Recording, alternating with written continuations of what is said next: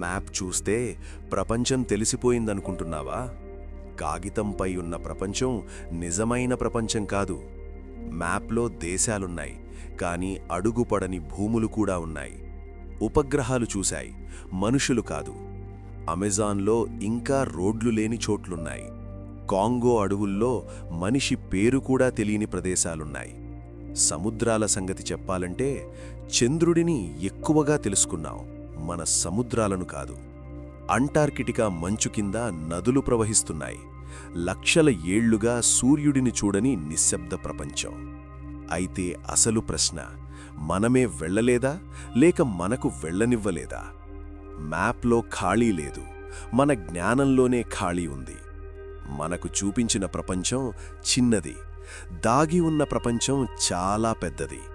ఈ ప్రపంచం ఇంకా పూర్తిగా బయటపడలేదు.